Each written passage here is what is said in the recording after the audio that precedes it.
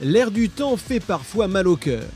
Alors que Maserati a fait de ses mécaniques la part émotionnelle la plus forte, voilà qu'elle en sacrifie une partie pour intégrer désormais le diesel dans sa gamme.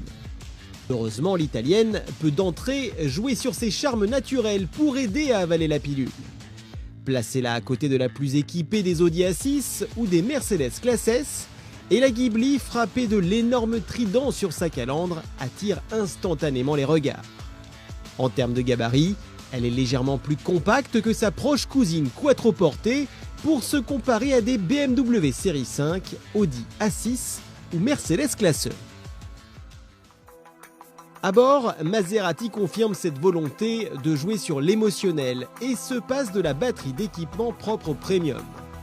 Le système multimédia tactile, incluant navigation et lecture audio sur 15 enceintes tout de même, le réglage du pédalier en profondeur et le boîtier Wi-Fi sont les principales options disponibles. Il faudra surtout se tourner sur le large choix de combinaisons de teintes et matériaux intérieurs pour se démarquer.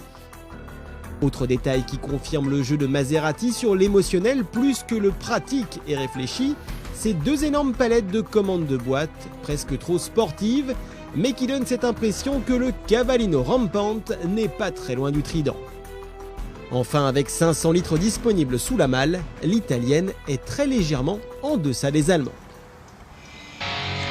Maserati a beau avoir intégré un système d'amplification de ses vocalises, le bloc d'origine VM, emprunté au Jeep Grand Cherokee, n'a pas ce son rauque à bas régime et hurlant à la moindre sollicitation franche, typique des modèles essence.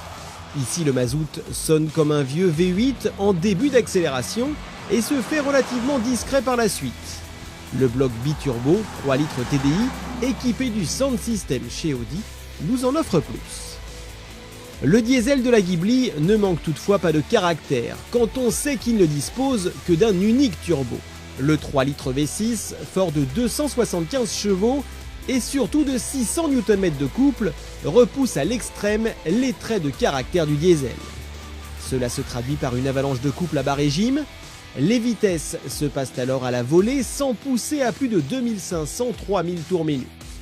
Il faut dire que le choix du partenaire ZF en ce domaine est un véritable gage de qualité, d'autant que l'étagement de la boîte est mieux adapté à la Ghibli que le Grand Cherokee.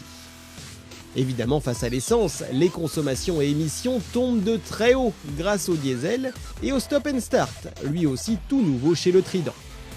Encore une fois, le couple est tel que le train arrière est vite ajusté par l'ESP, mais toute latine qu'elle est, son châssis sera toujours un tantinet joueur.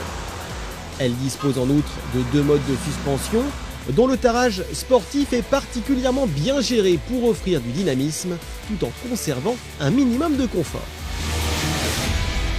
Au final, la Ghibli endosse le rôle du modèle le plus politiquement correct de la gamme et permet d'effectuer en Maserati, s'il vous plaît, tous ses déplacements avec une sobriété plus raisonnable au quotidien que sa variante essence.